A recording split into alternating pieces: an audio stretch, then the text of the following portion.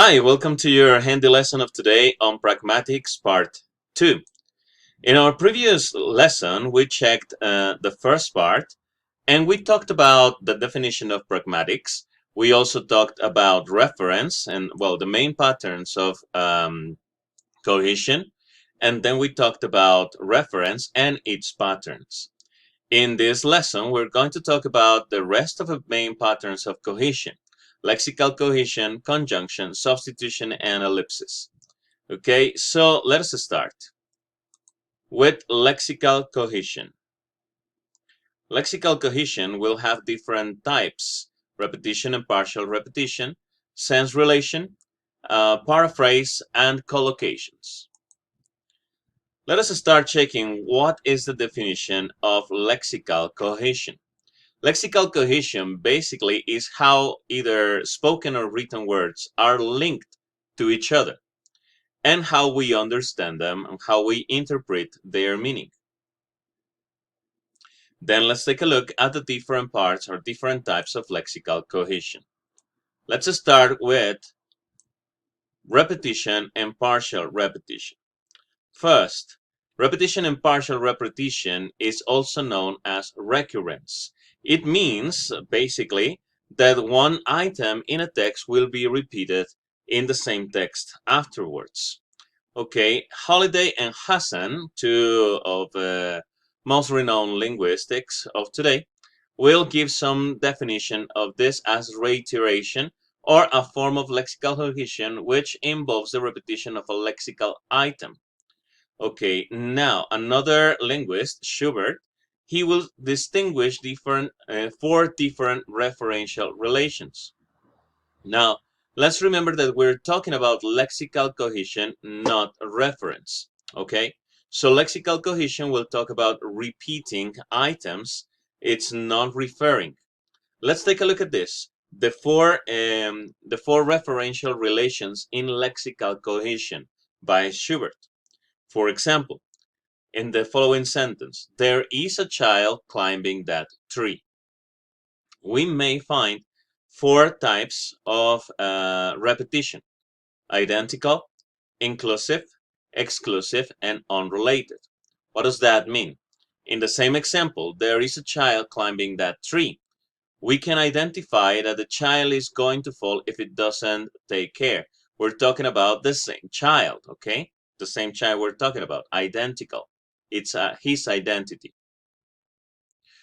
In the letter B, inclusive, we could say those children are always getting into mischief. In this example, all right, we will find, here is the explanation, those children is a partial repetition of the first sentence, which includes the child in the first example, but also other children. That's why it's called inclusive. Then in the next sentence, and there is another child standing underneath. This is an exclusive repetition. Why? Because we are repeating the word child. However, another child excludes the first child we were talking about. And finally, in the last example, it says, most children love climbing trees. This is unrelated. Why? Because most children is unrelated to the first mentioned child in the main example. So this is also called, these four referential repetitions, this is also called partial repetition. So we are repeating the same word with the same idea in four different ways. This is one part of lexical cohesion. The next one is sense relations. As we have seen before when we talked about semantics, we're going to talk about these types of semantic structures, which in this topic, in pragmatics, in lexical cohesion specifically, they will become sense relations because they will create sense in the meaning. So these sense relations are the following four: synonymy, antonymy, hyponymy, and metonymy. As we said before, well, synonymy means that the ideas are the same. Antonymy means that we have different or opposite ideas following the same ways or the same types of antonyms. Remember, we have gradable pairs, relational opposites, and complete opposites. The same ideas will follow in the antonymy sense relation. Then we will have metonymy, when or in which a word will make the whole for or will make the analogy for a whole concept. Finally, hyponymy, which is something that is related to a higher category. So you can read the examples here or go back to your handy lesson about the semantic structures. Okay? Let's take a look at the next lexical cohesion type, paraphrase. We basically understand paraphrase or paraphrasing could be similar to synonymy. The thing is that when we paraphrase, we try to say the same ideas that we read or we heard with different words, but to mean exactly the same concepts or ideas. But it is different in meaning than synonymy because it goes deeper or it goes in a larger extent. And then Schubert, the same linguist we mentioned before, he mentions two directions of recurrence of meaning or paraphrasing. We have the expansion and the condensation. Okay, expansion is when we give a second occurrence more detailed or explaining the first one. For example, some students disrupt the lessons. That will be the first idea. Then we have a period, and the next set of clauses will explain that some students disrupt the lessons.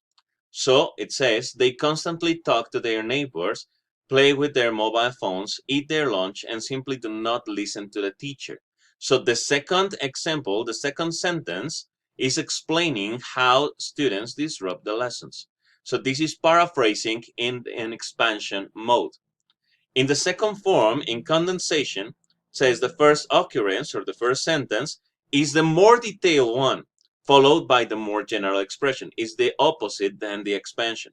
For example, clothes and toys were all over the floor. That's the first occurrence. Dirty pots, dishes, and cutlery on the kitchen press and in the sink. The sofa was untidy with a pile of used tissues on top of it and underneath. So the first one, it's over until the moment that we say in the sink. That's the first sentence. The second one starts when we say the sofa was untidy with a pile of used tissues on top of it and underneath. So it's totally the opposite of expansion. This is paraphrasing. And let's take a look at collocations. All right, collocations basically are a group of two or more words that usually go together. Now we have different forms of collocations. We need to remember that there are not specific rules to create collocations, as they are created by the popular use. And they many times will depend on the cultural or on the area where they are spoken or utilized. However, we have some of them that are commonly known by everyone, especially the ones that are created with verbs and prepositions. That's why we have here an example with different verbs: come, go, get, and keep. All right, so we usually say these set of words in the same way. For example, we say keep a diary, keep a promise, keep a secret. All right, so these are words that are usually they are followed together. In collocations, then we find some that are called strong collocations, and they refer to words that almost always go together. For example, imagine that you're having a conversation with a native speaker and you say, I did a cup of coffee. Well, that will sound really weird to the native speakers because you never use the word did or the verb do when you refer to cup of coffee. You say, I made a cup of coffee. There is not a specific rule for that. It's just the collocation. Just the way that you say, when you say, or when we say, let's listen to the music, we do not say let's listen music or let's listen for the music. We usually say let's listen to the music. Or also, it also happens with the verb wait. For example, we do not say wait me or wait to me. We usually say wait for me. Those are collocations. Another form of collocations are also called lexical sets or chunks. which are collocations that include more than two words, more than 2 or 3 words. And they are usually expressions, such as the expressions we use with our students. For example, may I go to the restroom? That's a lexical set that we usually follow or say all together, right? So these are collocations. Now let's take a look at the next pattern of cohesion, conjunctions, and the types of conjunctions. Well, conjunctions, basically, they are words that contribute to construct phrases. They join the sentences and clauses. But Holiday and Hassan, they grouped these conjunctions into different types. Later on, well, Holiday and Hassan made this categorization of conjunctions in 1976. But then two other linguists named Martin and Rose, in 2007, they compiled in a shorter way to create the same categories but make them more understandable. And that's the table that we have here. The basic options for conjunctions by Martin and Rose in 2007. Okay, we have logical relation, that will be the category. Then we have the meaning of that logical relation and some examples. In such a way, we will have conjunctions for meaning addition, comparison, and under the category of comparison, we will have similarity or contrast. Then we will have the category of time, the logical relation of time, and we will have the meaning of succession. And then consequence, but under consequence, we would mean cause, means, or condition. And we have some examples here. It doesn't mean these are all of the conjunctions. They are some examples according to the categories that we have here. Then the next two patterns of cohesion, substitution and ellipsis. Okay, substitution. A substitution form is used to substitute another form of a language, another item in the language, phrase, or group. So it can involve substituting an item for a noun, like in the examples that we have here. One substitutes the noun book. Try reading this book. That one's not very good. This word one is substituting the noun book. Okay, so substitution, basically, it's substituting words. It says here, it can also involve substituting an item for a verb. For example, has he had dinner yet? He must have done. So the second example, have done, is substituting having dinner. Okay, so there's no food in the fridge. Well, this is just the ending of the example. An item may also substitute a clause. For example, just the word so substitutes the whole clause, you're still happy. Let's take a look at this roleplay conversation. That's great to hear, you're still happy. Oh, yes, very much so. This so is substituting I'm still happy. Okay, now in the process of substitution, we can have nominal substitution, verbal substitution, or clausal substitution, which are the same examples that I just explained. But here, maybe it's a little bit clearer. For example, the nominal substitution says, do you want the apples? This is when we substitute nouns. Yes, I'll take one. One is substituting the noun apple. Verbal substitution, did you go? Yes, I did. Okay, in this case, the auxiliary did is substituting the verb, yes, I went. Instead of saying the verb go, we use the auxiliary, did. So this is verbal substitution. Finally, clausal, just like the example before. So the apples are getting back.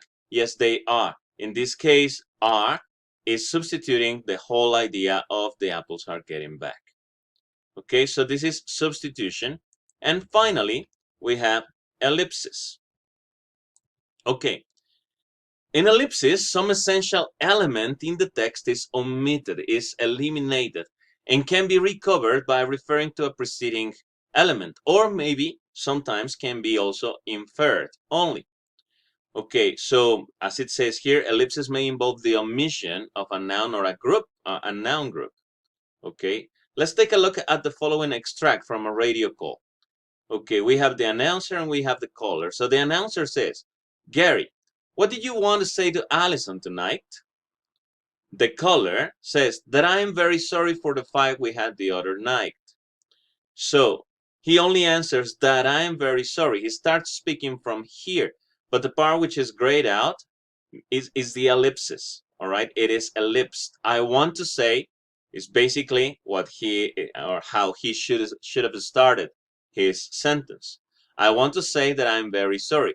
Following the first question, what did you want to say? Well, I want to say, but it is not necessary to be spoken for this sentence.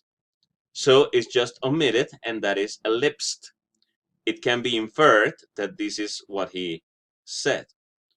Then let's continue with the conversation. The announcer says, "What was that over about the fight?"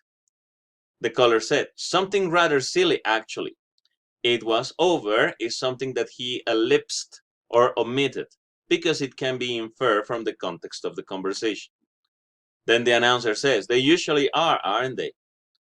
Caller says, "Yeah, and that I love her very much and we'll have to stick it through, you know?" So all of these grayed out phrases are omitted, are ellipsed. They might be inferred. Okay,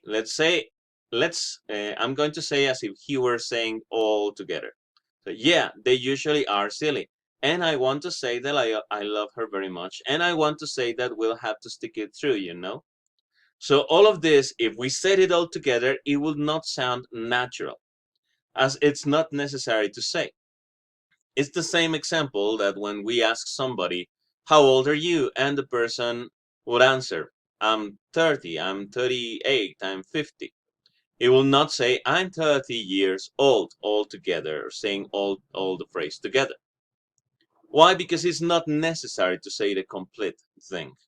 Okay, so we usually do it in a natural conversation. We ellipse parts of information that are just inferred.